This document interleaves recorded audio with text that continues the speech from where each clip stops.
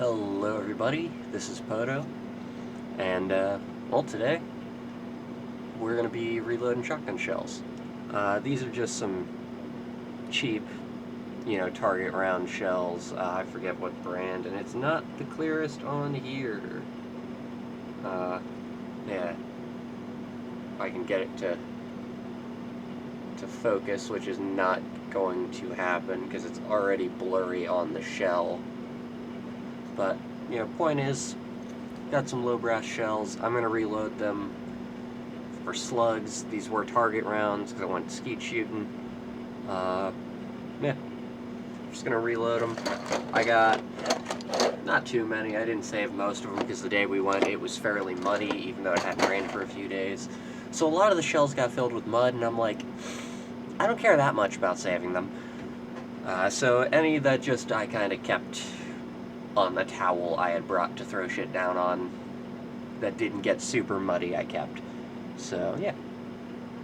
But I'm just going to kind of go through my usual process. I'm thinking I'm only going to put like 25 grain of powder in this. I usually put 30 in some of these high brass, and that's because these were Federals. This one was actually a failed reload. You can see the slugs down, the crimp's not that great, and then if you actually look, it's bulged out on the sides. This was when I was figuring out to learn how to use this. There's actually one significantly worse, and that was this one. I completely crushed it while I was trying to crimp it. So yeah, I kind of keep these because I think it's funny. But it's the process of learning how to do something. But we're just going to get started with just kind of what I tend to do. I printed this. This is just the diameter of one of these slugs, just extruded out to the proper length to fit inside of one of these to trim them down to 2 3/4.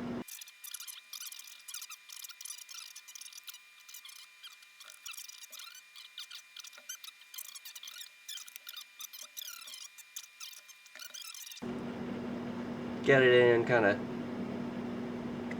wriggle it around to get the star expanded out, so that way it's not really impeding when I try to get the, wadding in or try to get the slug in. But I'm just going to pop out the primer. This is what's going to help with forming the outside a little bit. Oh.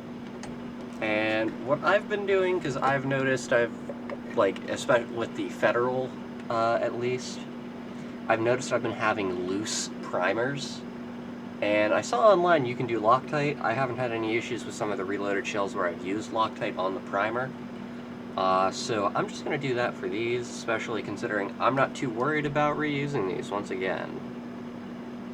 These are just kind of a why not. So just give it a little bit around the edge. I'm going to slide the primer in, and yeah, that was pretty loose. It's not fully seated, but I got that like most of the way there with no effort. And then there we go, fully seated after that. So yeah, you can see there's a little bit of Loctite that's spilled out onto the inside. I'm not too worried about that. I feel like it'll be fine. This primer definitely sticks out of this brass a lot further than with the Federals, so I don't know. Not too sure how that will make it act, but we're going to put in less powder than I normally do just to kind of be on the safe side. This is just a cheap little scale from Amazon, and I have to make sure that this is, oh yeah, I did. We're just going to make sure that that actually reads 50 gram, and then we're just going to pop it back over to grain, because that's what I've been measuring out all of this in, is grain. Pull that off, and then we're just going to big scoop. Okay, and let's see.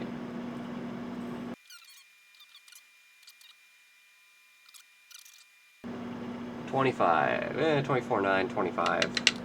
It's bouncing between the two, so I'm happy enough with that. But there is, I'll do that so I can tilt it, 25 grain of powder. I'm just going to dump that right in. And there we go. there is powder in that shell. That's about how high it looked when it was loaded with the target, so I'm feeling like that's probably a similar amount to what they actually factory loaded. Now, I get the first wad in there. That is pretty much to the top. So now what I'm going to do, I've been using the front crimper on this. The difference seems to be that this tries to set it so it will fold over, and the back one seems to try to get it in a little bit less tight, so that way it can actually like fold in. So yeah, so I'm going to do this all the way down. See how tight that crimp is. It's just going to kind of fold flat onto itself. And then we're going to do it on the final fold. Give a little bit more, and that gets you that finer crimp, but sometimes with the wadding, it gets a little too tight, and then that bulges out anyway. So yeah, but that is a reloaded shell. So now to just do it however many more times I have. I will say I am actually quite happy. I had a short actually take off pretty well. I think it, like last I checked, it was at like 600 some views on the short, which is like awesome. I'm really happy about that, considering the one video about my high points I posted, which is still currently my highest viewed, and I'll just pull that up, only has like 28 views. Yeah. Then my second high point video only has like 7 on it, but it's been linked with the short, which is, yeah, 611 views. My other one's at 23. So like YouTube seemed to be very liking of my one short, so I am very happy about that. I'll be linking that in the description just to see if I can keep it going, because I think that would be neat. But yeah, so if anyone currently watched that, thank you. It was very cool. I appreciate it, because apparently YouTube appreciated it as well, because it did pretty well. So I'm happy about that. And I'd like to see it keep going. Mounted on my wall right here is my Kel-Tec KSG. It's an 18.5-inch barrel. If you guys don't know what a KSG is, it is a dual magazine tube shotgun. It can hold 14 2 3/4 inch shells or 12 3-inch shells. This thing is insane. I love it.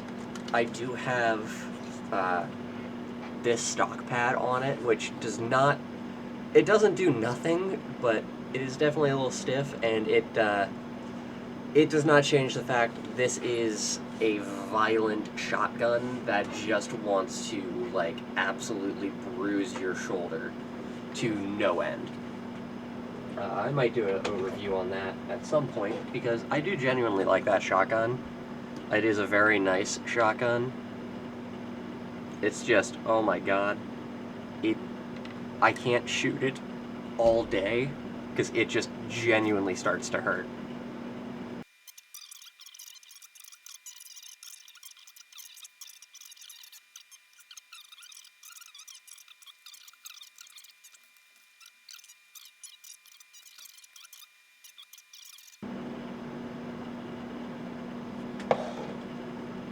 I'm gonna have this zoomed up and muted, and people are gonna be like, why the fuck's he shaking it? Like, what the fuck?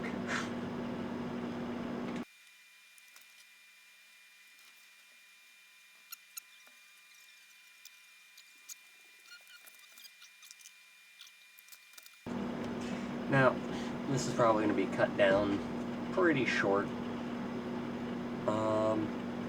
So if there's any, let's see, ideas people have for videos I could do outside of the Sig Sauer video.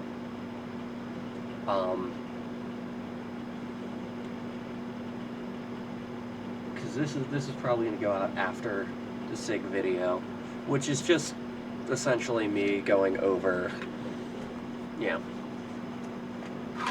my P320, which the camera's actually using the case for my P320 as a stand right now, so that way I can get this angle on my desk, which I did mention in at least the description.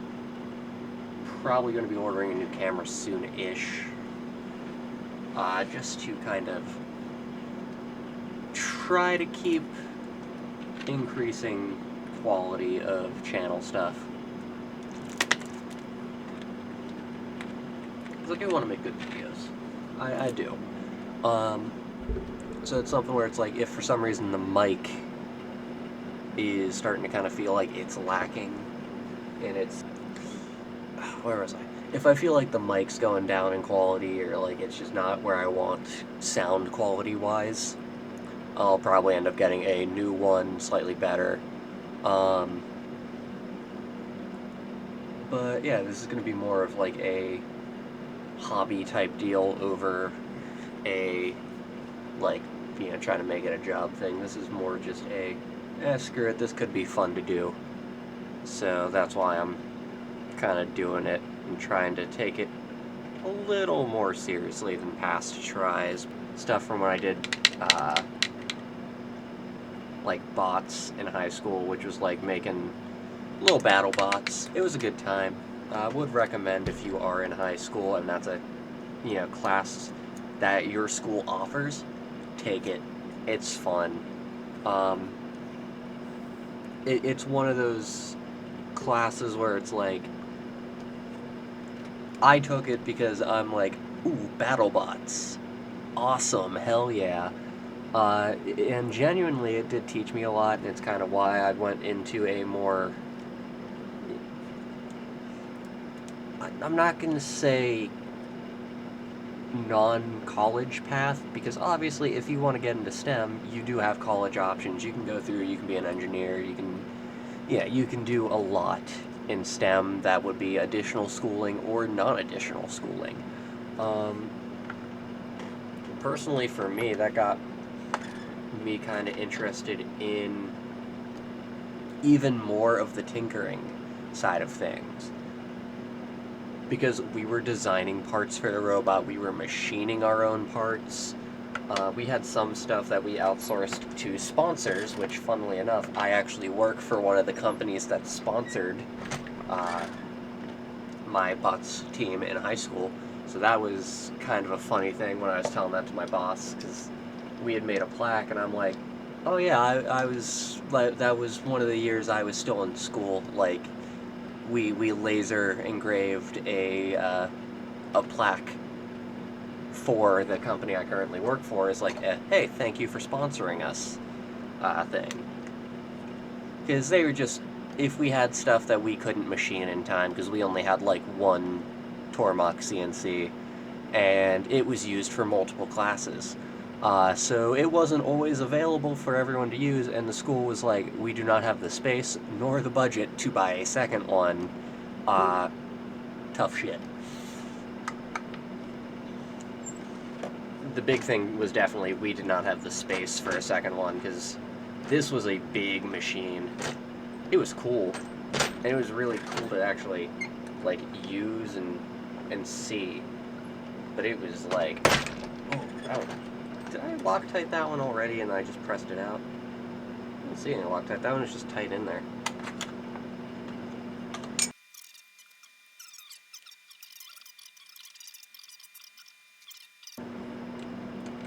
I almost dumped that on the scale directly. That would have been kind of funny.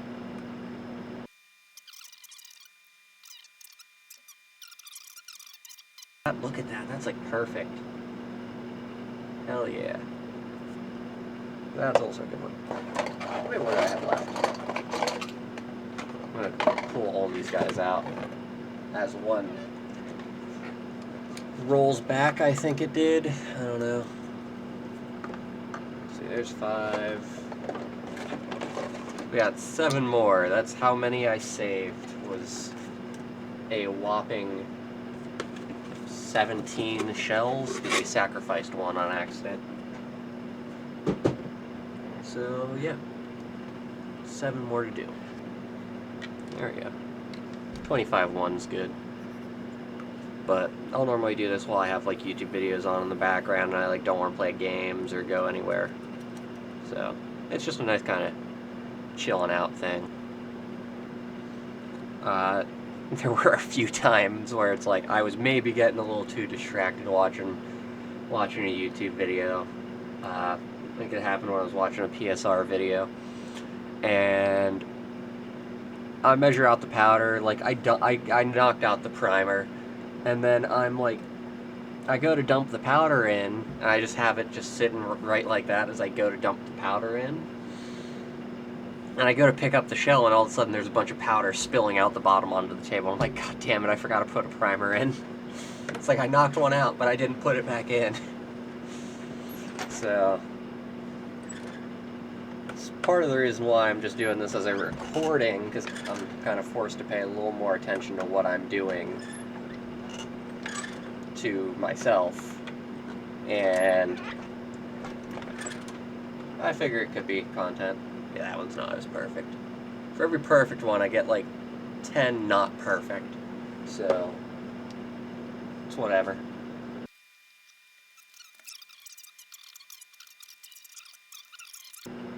"10 grain more." Just call it a pissin' hot slug. And it shot pretty good. It was definitely violent. That was out of the Maverick 88, which blew up. But yeah, I might do a video on that. I kind of autopsied it before I had the thought process of like, oh, I'll do it on video. So the receiver is destroyed. There's a crack between the barrel and mag tube and that little wall between there.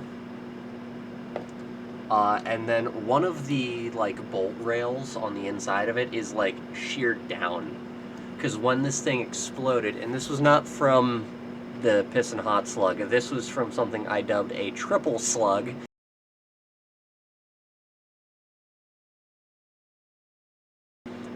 This is out of a 3-inch shell.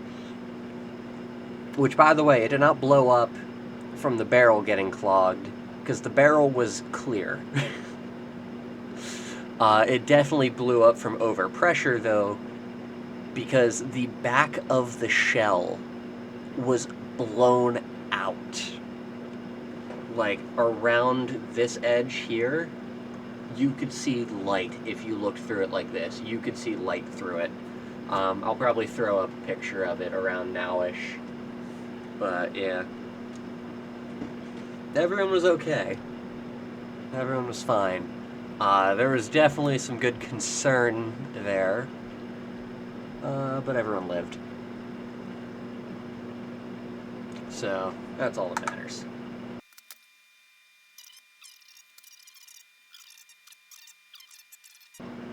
Look at that. That's 12 reloads. In almost an hour. I can do more than that in 30 minutes if I'm actually just, like, doing it.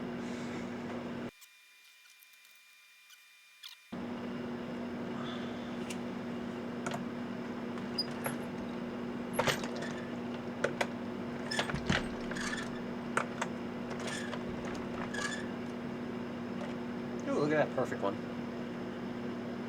And no rattle. I'm gonna speed run these last 3.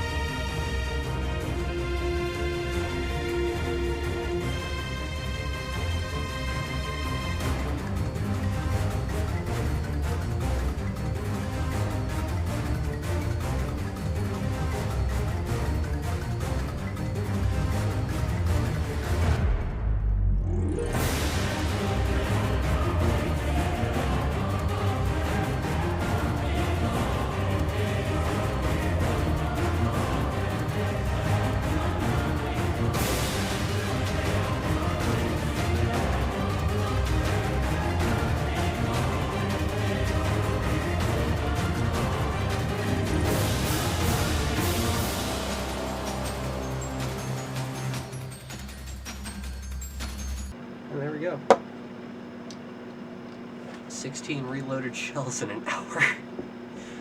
God. That is like a half hour's worth of actual work there that I turned into an hour. But yeah, that is, that's me reloading. So exhilarating, I know.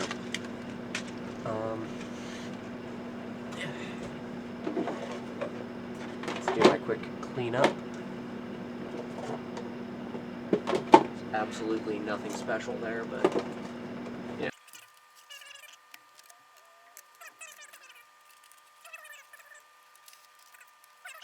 Event that for some, like, somehow, oh god, it all fell. Oh, let's get back. Oh god, it's all M's. But yeah, thank you all for watching. We'll see how short I cut this down to. I'm gonna say probably around the 10-minute mark, because that's been what the past few videos I've actually done are. So yeah. Once again, thanks for watching. Please like, comment, subscribe if you want to. And bye.